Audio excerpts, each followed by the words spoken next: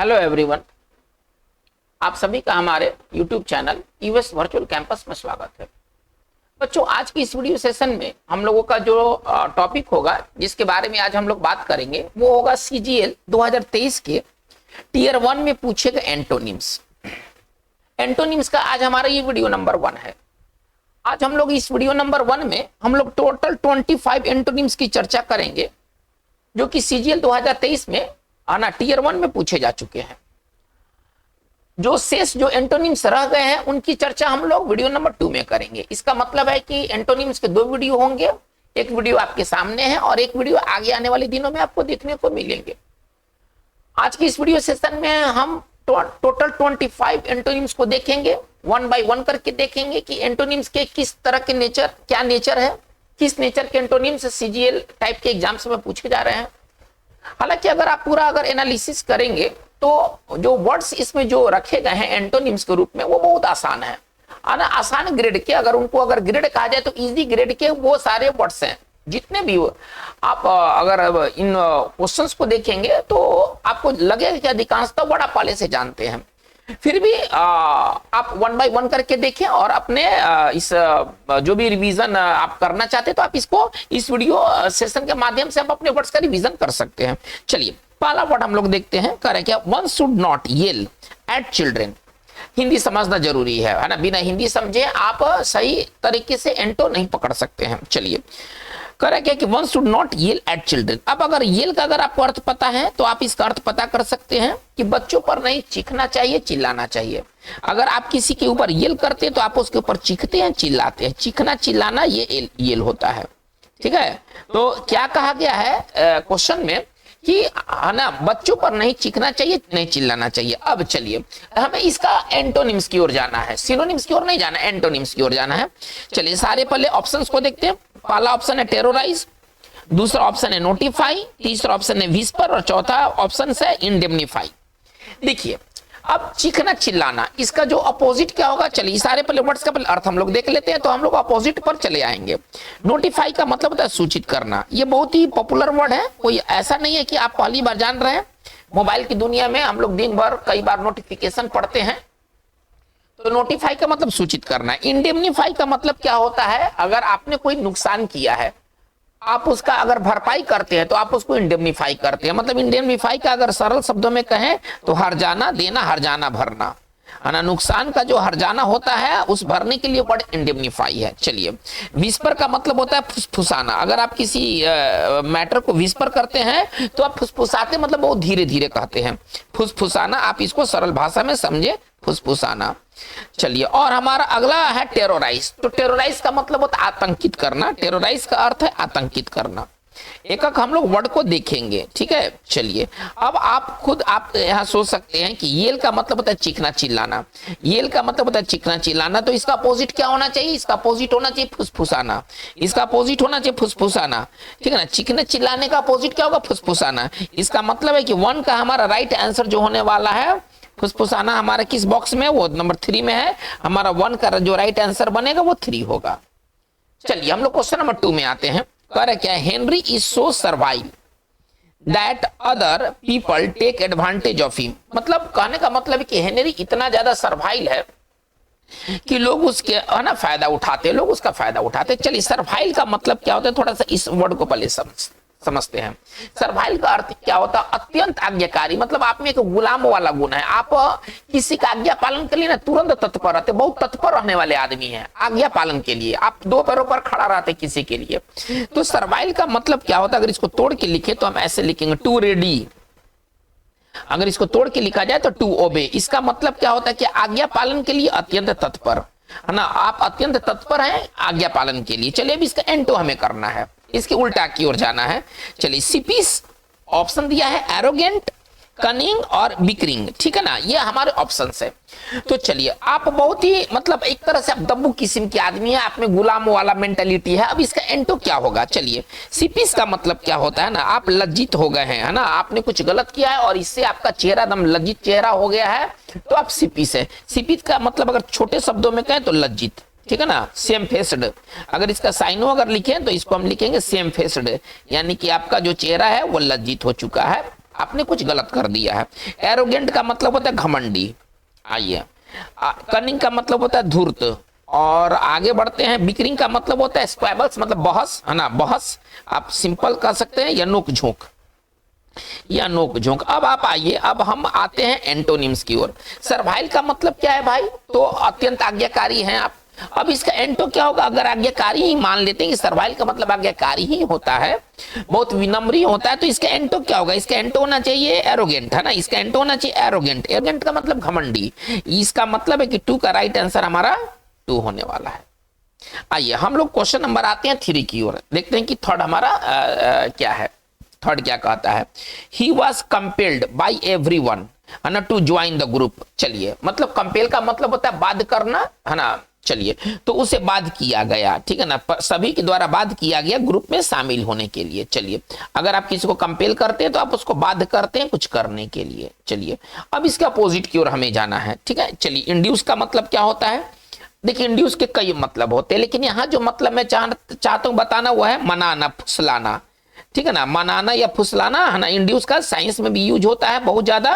तो अगर आप किसी को मनाते फुसलाते तो आप उसको इंड्यूस करते हैं। हम यहाँ पर ईडी वाला भी रूप हटा देते हैं, अभी इसका V1 रूप लेके चलते हैं। चलिए, डीमर का अर्थ होता है ना, विरोध करना। अगर आप किसी चीज को डीमर करते हैं, आप उसका विरोध करते हैं। चलिए, कन्फेस में ईडी हटा देते हैं, बिना ईडी का भी हम लोग देखते हैं, V1 रूप में देखते हैं। कन्फेस का मतलब होता है गलती स्वीकार करना, है ना, अपराध स्वीकार करना, है ना, ये कन्फेशन होता है। तो गलती मान लेना, स्वीकार करना, ये जो होता है वो कन्फेस होता है। चलिए, है ना, स्वीकारनामा कन्फेशन होता है। और ऑब्स्क्योर का मतलब होता है धुंधला, इसमें ये हटा देते हैं, अस्पष्ट। चलिए, अब हम आज आते हैं इसके एंटो की तरफ। बाध्य करना का एंटो क्या होगा? अगर आप हिंदी में ही आते हैं तो बाध्य करना का एंटो का फुसलाना, मनाना, है ना, जोर जबरदस्ती करना नहीं, ठीक है। इसका मतलब है कि हमारा 3 का जो राइट आंसर 1 होना चाहिए, ठीक है। 3 का राइट आंसर हमारा 1 होना चाहिए। आते हैं नंबर 4 पर। करे कि Israel has been a staunch ally of the United States, ठीक है ना। चलिए, अब यहां पर हमें स्टॉन्च का हमें एंटो देखना है कि स्टॉन्च का एंटो क्या होगा।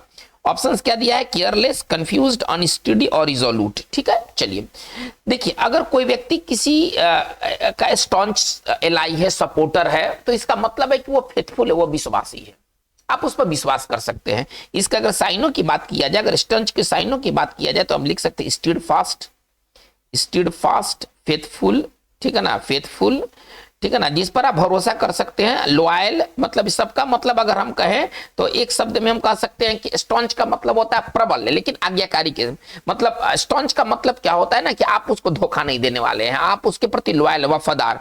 तो स्टॉन्च का मतलब है वफादार। चलिए, लेकिन इस वाक्य में क्या कह रहा है हम वो देखना है।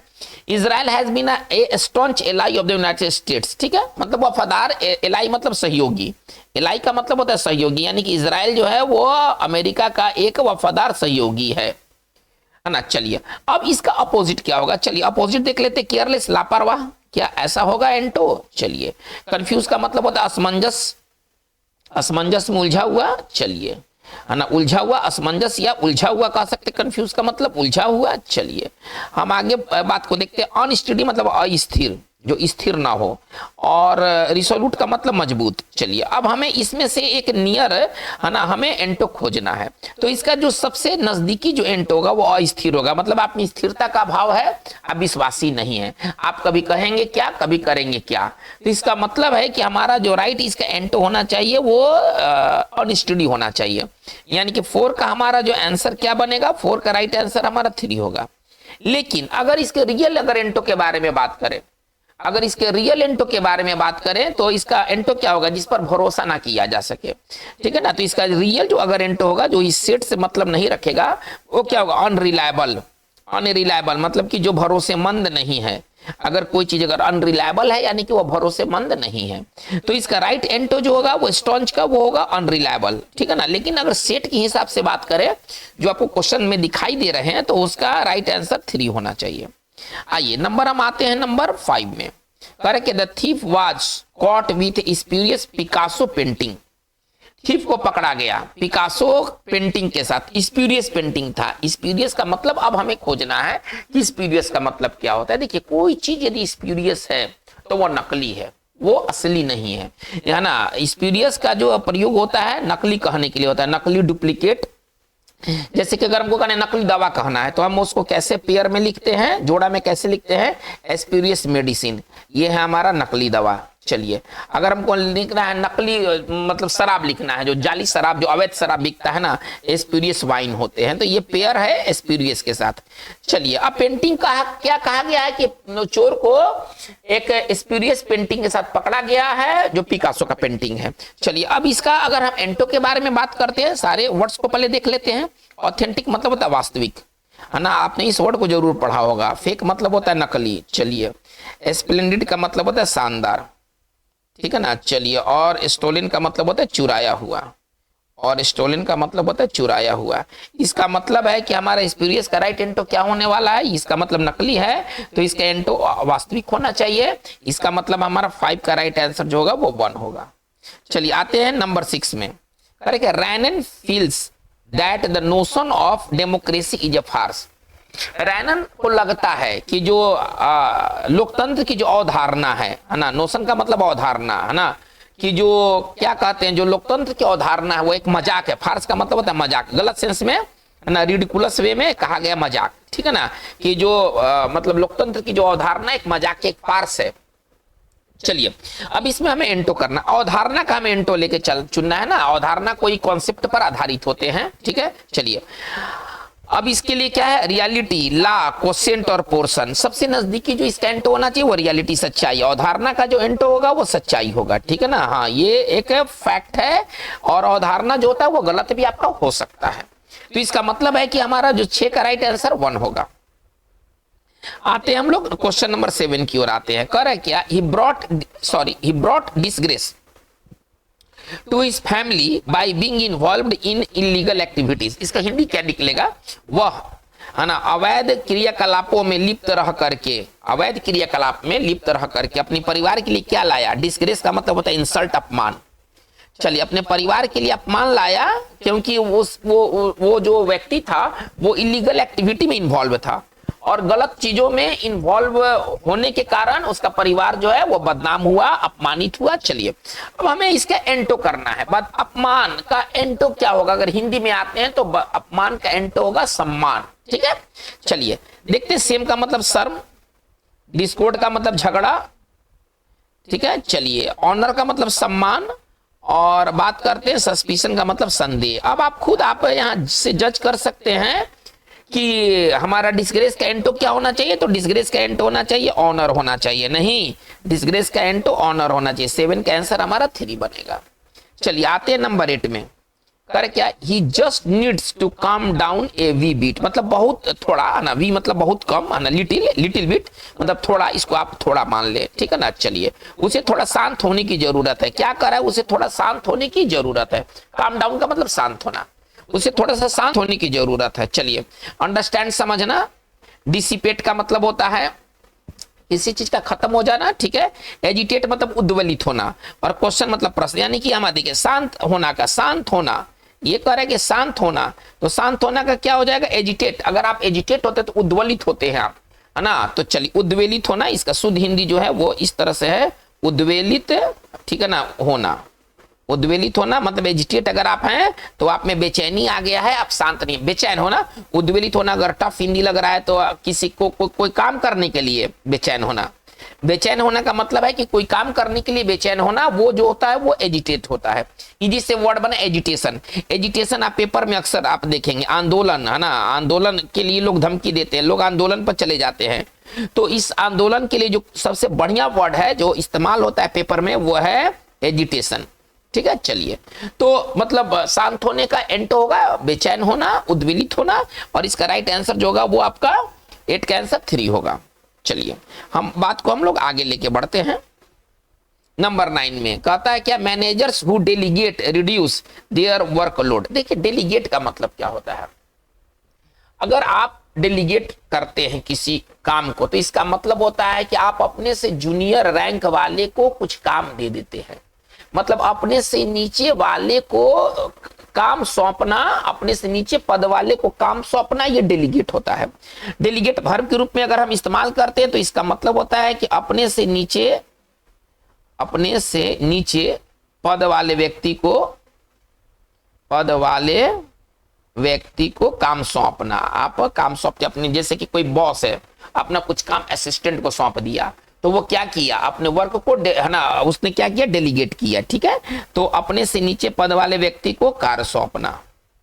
चलिए अब कह रहा है क्या, सवाल को पहले एक नजर से देखते हैं कि मैनेजर्स हु डेलीगेट, है ना, जो कि अपने काम को निचले रैंक वाले को दे देते हैं, जो मैनेजर से नीचे में है, रिड्यूस देयर वर्कलोड, तो इस तरह से अपना जो कार्य का भार है ना कम करते हैं, है ना, अपने कार्य के भार को कम करते हैं, है ना। वर्क को डेलीगेट करेंगे तो जाहिर सी बात है कि कार्य के भार कम हो जाएंगे। चलिए अब इसका अपोजिट क्या होगा, डिप्यूट, रिटेन, नॉमिनेट और अपॉइंट, ये चार ऑप्शंस दिए गए हैं।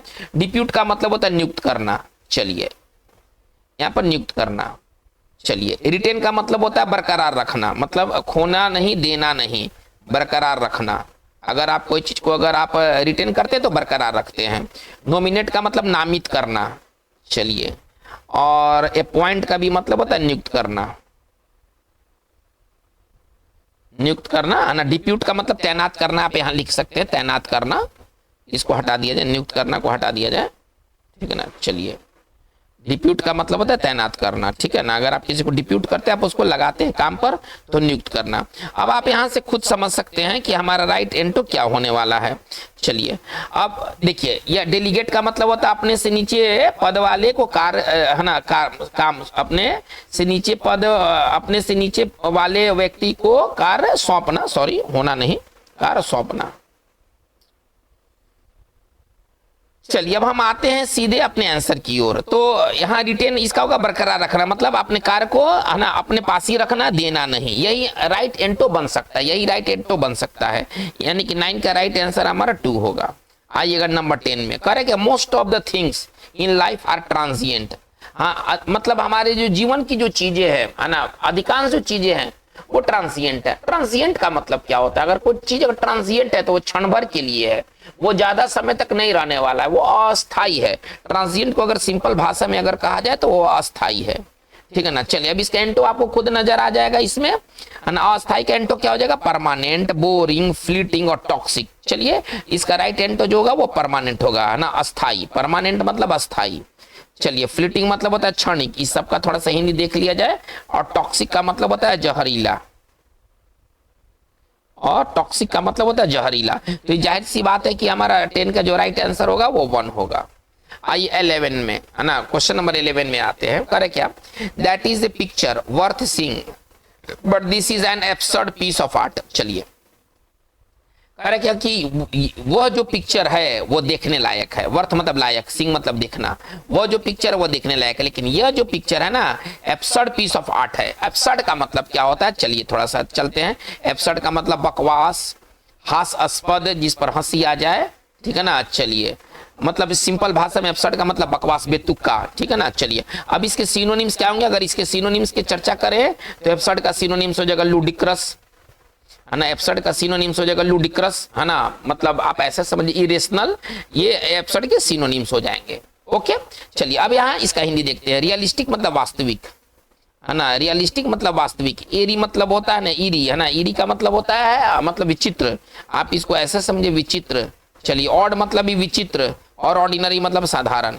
अब आप ऐसे समझिए बकवास, बकवास का इसमें एंटो आपको क्या नजर आ रहा है, वास्तविक क्या है, विचित्र है या साधारण है। तो बकवास के हास्पद कोई अगर एब्सर्ड पीस ऑफ आर्ट है, यानी कि वो मतलब कहने का मतलब है कि वो वास्तविक नहीं है, इसलिए वो बकवास लगता है ना। तो इसका राइट आंसर हमारा ए होना चाहिए। 11 का राइट आंसर हमारा ए होगा। एब्सर्ड का यहाँ जो एंटो होगा वो रियलिस्टिक, वो सेट के अनुसार रियलिस्टिक होगा। वैसे इसका जो एंटो है वो आपका अच्छे एंटो भी है, लेकिन सेट के अनुसार इसका जो एंटो होगा वो रियलिस्टिक होगा। चलिए आते हैं नंबर 12 में। करे क्या, there's is a clandestine affair, there's is a clandestine affair. चलिए उनका एक मतलब गुप्त एक मतलब मामला है, उनका जो अफेयर है ना गुप्त अफेयर है, मतलब आप ऐसा समझिए। अब इसका एंटो क्या होगा, अब गुप्त का एंटो क्या होगा, अगर क्लैंडस्टाइन मतलब मैं कहूँ कि गुप्त या गोपनीय, अगर मैं इसका हिंदी कहूं कि इसका हिंदी होता है गुप्त या गोपनीय। उनका जो मामला है, और अफेयर का मतलब मामला समझिए, उनका मामला जो है ना गोपनीय मामला है, यानी कि लोग नहीं जानते हैं। अब चलिए अब इसका तो एंटो क्या हो जाएगा ना, वो नोन हो जाएगा, नहीं सबको ज्ञात है, सबको पता है। नोन का मतलब ज्ञात, आप ऐसा समझिए। तो गुप्त या गोपनीय का एंटो क्या हो जाएगा, ज्ञात हो जाएगा। ओके चलिए, इलिसिट का मतलब क्या होता है, अवैध, नाजायज। इलिसिट का मतलब होता है अवैध, नाजायज। चलिए तो ये जानने लायक वर्ड है। चलिए आप यहां तक मतलब रखिए। तो 12 का राइट आंसर हमारा जो होगा वो 4 होगा।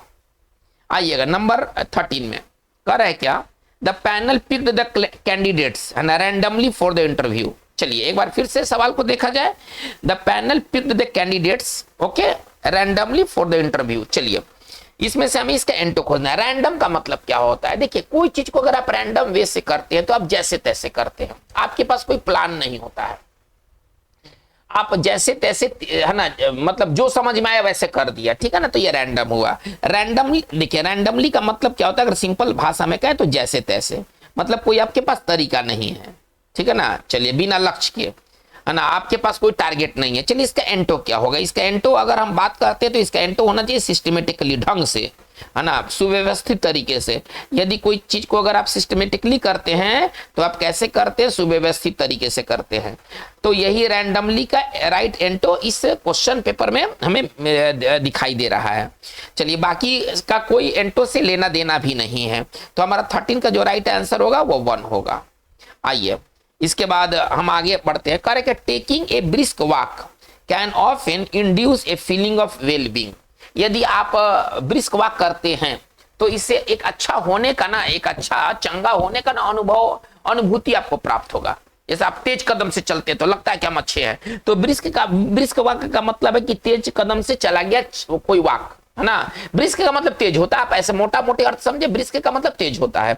ब्रिस्क का मतलब फास्ट, क्विक, है ना, इसके साइनो हो जाएंगे। ब्रिस्क का मतलब तेज होता है, रैपिड, ब्रिस्क का ये सब मतलब होता है। चलिए अब यहां से इसका एंटो पाना आसान है।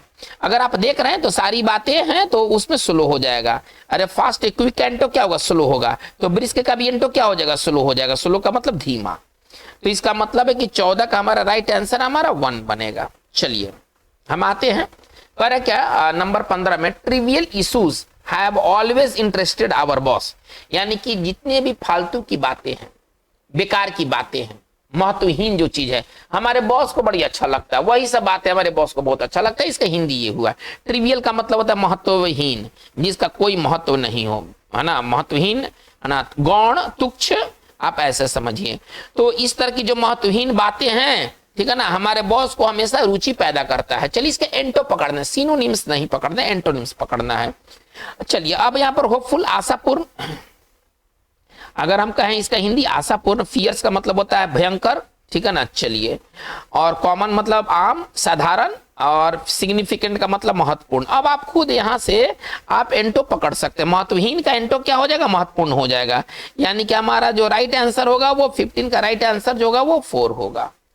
चलिए हम लोग बात को हम लोग आगे देखते हैं, नंबर 16 में आते हैं। कह रहे क्या, to abate her listlessness she went for a long walk in the country. Country मतलब गांव के क्षेत्र को ना, ग्रामीण क्षेत्र को ना कंट्री कहते हैं, ठीक है ना। चलिए और लिस्टलेसनेस का मतलब होता है ना कि अगर कोई व्यक्ति लिस्टलेस है तो उसका कोई टारगेट नहीं है, कोई पर्पस नहीं है, वो मतलब कि बिना लक्ष्य का है ना। मतलब आप ऐसा समझिए, सुस्ती, आप एक तरह से समझिए, सुस्ती, है ना। चलिए सुस्ती को है ना लिस्टलेसनेस कहेंगे। टू अबेट हर लिस्टलेसनेस मतलब अपने सुस्ती को कम करने के लिए वो, है ना, वो लॉन्ग वॉक के लिए, है ना, वो ग्रामीण क्षेत्र में चली गई, गांव में चली गई। अब इसका हमें एंटो करना है। चलिए तो अबेट का मतलब होता है कम करना। अगर आप कोई चीज को अगर आप अबेट करते हैं, इसका मतलब है कि आप कम करते हैं। अब कम करने का एंटो क्या होगा, बढ़ा देना, ठीक है ना। चलिए कम करने का एंटो होगा बढ़ा देना। देखिए अब दूसरे ऑप्शन पर भी थोड़ा सा एक बार गौर फरमा लेते हैं। सबसाइड और लिसन, ये दोनों का मतलब होता है कम करना। ये तो सिनोनिम्स की तरह काम करेगा नहीं, जबकि हमें क्या खोजना है, हमें एंटोनिम्स खोजना है। सस्टेन का मतलब होता है बरकरार रखना। अगर आप कोई चीज को सस्टेन करते हैं तो आप उसको बरकरार रखते हैं। तो चलिए हमने एक एक वर्ड्स को देख लिया किसका क्या अर्थ है, लेकिन इसका जो राइट एंटो होगा वो इंक्रीज होगा, यानी कि 16 का आंसर जो होगा वो 4 होगा। चलिए आते हैं 17 में। कह रहा है क्या, Aditi is meticulous by nature. देखिए यदि कोई व्यक्ति मेटिकुलस है तो कोई काम को बड़ी सावधानी से करता है ना, बहुत ही मतलब प्लानिंग के साथ करता है। तो सावधान मतलब आप, मेटिकुलस का मतलब सावधान, सजग, कोई काम करने में, कोई काम को ये जैसे तैसे नहीं करते हैं। सावधान या सजग, है ना, यानी कि इसको अगर हम तोड़ के लिखे इंग्लिश में तो डन, है ना, डन बाई प्लानिंग, ये कोई काम को ना है ना डन विथ केयर है ना, इसको ऐसे लिख सकते, छोटे शब्दों में लिखा जाए तो हम इसको ऐसे लिख सकते हैं, डन विथ केयर। यदि आप कोई चीज को अगर आप मेटिकुलस वे में करते हैं तो पूरा सावधानी के साथ करते हैं, डन विथ केयर। चलिए, इसका मतलब सावधान और सजग इसका हिंदी होता है मेटिकुलस। यदि कोई व्यक्ति मेटिकुलस है तो वो कोई काम को ना बड़ी केयर के साथ करता है। चलिए, अब इसके एंटोनिम्स के बारे में बात करते हैं। चलिए, एक्यूरेट मतलब एकदम सही सही है, ठीक है ना। प्रिसाइज मतलब होता है एकदम सटीक, प्रिसाइज का मतलब होता है सटीक। चलिए, हमें एंटो खोजना है, हमें ये ध्यान में रखना है। तो सावधानी या सजग के लिए चलिए, केयरलेस का मतलब होता है लापरवाह, यही एंटो हमें प्राप्त हो गया है ना। केयरलेस, अगर कोई व्यक्ति किसी चीज के प्रति केयरलेस हो तो लापरवाह है। इसका मतलब है कि हमारा 17 का राइट आंसर जो होगा वो 4 होगा। चलिए, कंसाइज का भी अर्थ देख लेते हैं। कंसाइज का अर्थ होगा संक्षिप्त होगा। यदि कोई चीज कंसाइज है तो वह ज्यादा लंबा चौड़ा नहीं है। चलिए, नंबर 18 में आते हैं। Correct, heavy outfits make the movement of trekkers sluggish, यानी कि जो भारी पोशाक है ना, आउटफिट का मतलब पोशाक समझिए, जो भारी पोशाक आप पहन लेते हैं, जो जब आप पहाड़ पर चढ़ते हैं तो स्लगिश हो जाते हैं ना, वो धीमा हो जाते हैं। आपके मूवमेंट को ट्रेकर, ट्रेकर का मतलब जो कहीं ऊंचाई पर चढ़ते हैं उसको ट्रेकर कहते हैं, ठीक है ना। तो स्लगिश उसको धीमा कर देता है ना। भारी जो पोशाक है उनके मूवमेंट को ना धीमा कर देता है। चलिए, स्लगिश का मतलब धीमा है, धीमा है। चलिए, इसका एंटो क्या होगा, देखिए, डिस्टोर्टेड मतलब होता है विकृत, थोड़ा ममोड़ा हुआ, विकृत। चलिए, आई कैचिंग का मतलब होता है ना जिस पर आपकी आंख जम जाए, मतलब मनोरंजक कोई बहुत खूबसूरत चीज को आई कैचिंग कहेंगे। इसका राइट एंटर होगा एक्टिव होगा, है ना। धीमा का, धीमा या सुस्त, आप ऐसा समझिए, धीमा या सुस्त का राइट एंटर होगा एक्टिव होगा सक्रिय। इसका मतलब हमारा आंसर क्या बना, हमारा आंसर जो बना वो हमारा आंसर बना 18, हमारा आंसर जो बना वो 18 का क्या होगा, 18 का राइट आंसर जो होगा वो 4 होगा। चलिए, 19 नंबर में आते हैं। करेक्ट है, it was evident from his gesture that he was feeling guilty, है ना। मतलब उसके हाव भाव से, उसके हाव भाव, गेस्चर मतलब हाव भाव, उसके हाव भाव से यह स्पष्ट था कि वह है ना, वो अपने आप को ना दोषी महसूस कर रहा था। मतलब वो व्यक्ति कुछ गलत किया है, अब उसके हाव भाव से पता चलता है कि वो व्यक्ति अपने आप को दोषी महसूस कर रहा है, और ये बहुत स्पष्ट है। एविडेंट का मतलब होता है ना स्पष्ट, आप ऐसा समझिए, अगर कुछ अगर एविडेंट है तो ऑब्वियस है वो, अगर अंग्रेजी में का तो ऑब्वियस है, ठीक है ना। चलिए, अब इसका हमें एंटो खोजना है। इसका राइट एंटो क्या होगा, स्पष्ट का एंटो का हिडन नहीं है ना, छिपा हुआ। यदि कोई चीज अगर हिडन अवस्था में तो छिपा हुआ अवस्था में है। चलिए, बाकी वर्ड को भी देख लेते हैं। प्रोफ्यूज, प्रोफ्यूज मतलब होता है बहुत ज्यादा, ठीक है ना। जैसे कि है ना, बहुत ज्यादा रक्तस्राव हो जाता है नहीं, और उससे लोग मर भी सकते हैं। अत्यंत अत्यधिक रक्तस्राव हो जाता है, उसको कैसे लिखते हैं, प्रोफ्यूज ब्लीडिंग। उसको कैसे लिखते हैं, प्रोफ्यूज मतलब बहुत ज्यादा, और ब्लीडिंग मतलब होता है रक्तस्राव। चलिए, बाकी सब क्लियर है। तो इसका मतलब क्या, हम आंसर कहां तक पहुंचे, 19 का आंसर जो होगा वो 2 होगा। चलिए, हम आते हैं क्वेश्चन नंबर 20 में। कह रहा है क्या, हर मोडेस्ट बिहेवियर है ना was appreciated by everyone in the assembly, assembly में सभी द्वारा उसके शर्मीलापन जो व्यवहार था, बहुत नम्र जो व्यवहार था, उसका सराहना किया गया। अप्रिसिएट मतलब होता है सराहना करना, उसका सराहना किया गया असेंबली में, ठीक है ना। उसके बहुत विनम्र व्यवहार का सामना किया गया, सराहना किया गया असेंबली में। मॉडेस्ट मतलब होता है विनम्र, अगर सिंपल भाषा में कहें तो इसका हिंदी होता है विनम्र। चलिए, साई इसका साइनो हो जाएगा, इसका साइनो साई हो जाएगा। चलिए, ऑब्वियस मतलब होता है स्पष्ट। चलिए, प्रीज्यूमिंग अनप्रीज्यूमिंग मतलब इसको अनअज्यूमिंग भी कह सकते हैं, इसी रूप में ये ज्यादा इस्तेमाल होता है। इसका भी अर्थ होता है विनम्र, इसमें घमंड ना हो। लेकिन हमें एंटो चाहिए, हमें सीनो नहीं चाहिए, हमें एंटो चाहिए। चलिए, कंसीडर्ड मतलब होता है घमंडी, कंसीडर्ड मतलब होता है घमंडी, और डिस्टेंट मतलब होता है दूरस्थ। अब चलिए, अब आप जगह पर आ जाइए। तो इसका मतलब है कि विनम्र का एंटो क्या होना चाहिए, विनम्र का एंटो घमंडी होना चाहिए नहीं। इसका मतलब है कि हमारा राइट आंसर इसका क्या होगा, 2 होगा, ठीक है। 20 का राइट आंसर जो होगा वो हमारा 2 होगा। आइएगा 21 में, कह रहे क्या, he was acquitted of all the charges in the court today, आज कोर्ट में उसको सभी आरोपों से मुक्त कर दिया गया, बरी कर दिया गया। एक्विट मतलब बरी करना। अगर आप किसी को किसी आरोप से अगर आप एक्विट करते हैं तो आप उसको बरी कर देते हैं, छोड़ देते हैं, मुक्त कर देते हैं। चलिए, अब इसका एंटो क्या होगा, इसका एंटो का कन्विक्टेड, है ना। अगर आप एक्विट का बहुत अच्छा एंटो है, बहुत अच्छा एंटो है, एक्विट का एंटो कन्विक्टेड, ठीक है ना। इसका मतलब होता है दोषी ठहराना। अगर आप किसी को कन्विक्ट करते हैं आप उसको दोषी ठहराते हैं, ठीक है ना। चलिए, इसके भी1 रूप में हम देख रहे हैं, है ना, ईडी के साथ नहीं देख रहे हैं। इसका V1 रूप में क्या है, कन्विक्ट का मतलब होता है दोषी ठहराना, और एक्विट का मतलब होता है बरी कर देना। अगर आप किसी को अगर आप एक्विट करते हैं, आप उसको बरी करते हैं। इसका मतलब है कि 21 का राइट आंसर हमारा क्या होना चाहिए, 3 होना चाहिए। आइए 22 में आते हैं। कह रहे क्या, हर रूम लुक्स वेरी मेसी, है ना, मेसी मतलब गंदा, आप ऐसे समझिए, है ना, मेसी मतलब गंदा। चलिए उसका रूम बहुत ही गंदा दिखता है ना, मतलब सारे सामान तीतर बीतर है, आप ऐसा समझिए, सारे सामान तीतर बीतर है। चलिए अब इसका राइट एंटो क्या होना चाहिए, राइट एंटो इसका ऑर्गेनाइज्ड होना चाहिए, है ना, सुव्यवस्थित, है ना। अगर कोई चीज अगर ऑर्गेनाइज्ड वे में है तो प्लानिंग के साथ है, सुव्यवस्थित तरीके से है वो। तो इसका मतलब है कि 22 का राइट आंसर हमारा 1 होना चाहिए। चलिए अनटाइडी का मतलब गंदा, हम लोग इस वाले वर्ड को देख चुके हैं। कायोटिक का भी मतलब होता है अस्त व्यस्त, इधर उधर फेंका हुआ है, अस्त व्यस्त, ठीक है ना। चलिए हमें एंटो करना है तो उसके लिए राइट एंटो होना चाहिए ऑर्गेनाइज्ड। तो इसका मतलब है कि हम कह सकते हैं कि हमारा 22 का राइट आंसर हमारा 1 होने वाला है। आते 23 में, करे क्या, this is such A rowdy classroom. Rowdy का मतलब क्या होता है, जो प्रॉब्लम क्रिएट करे, जो शोर शराबा करे, रॉडी, है ना। रॉडी राठौर, हम लोगों ने एक मूवी को भी देखा है, रॉडी राठौर, ठीक है। तो रॉडी का मतलब क्या होता है, अगर कोई व्यक्ति रॉडी है तो इसका मतलब है कि वो परेशानी पैदा करने वाला है, ठीक है ना, परेशानी पैदा करने वाला, तंग करने वाला, परेशानी पैदा करने वाले को रॉडी कहते हैं, पैदा करने वाला। चलिए तो यहाँ क्लासरूम परेशानी क्या पैदा करेगा, खूब चिल्लाएगा, है ना, अगल बगल वाले को खूब परेशान कर देगा अपने आवाज से। इसका मतलब है कि रॉडी का हमें एंटो आवाज से संबंधित होना चाहिए ना। चलिए क्लासरूम है, रॉडी है, खूब नॉइस करते हैं, मारपीट सब कुछ करते हैं। अब इसका एंटो करना है तो इसका एंटो क्या हो जाएगा, कंप्लेंट हो जाएगा। इसका एंटो क्या हो जाएगा, कंप्लेंट हो जाएगा। नॉइजी तो साइनो हो गया, है ना। चलिए कंप्लेंट का मतलब आज्ञाकारी है ना, कंप्लेंट का मतलब होता है आज्ञाकारी, जो कि परेशानी पैदा ना करे।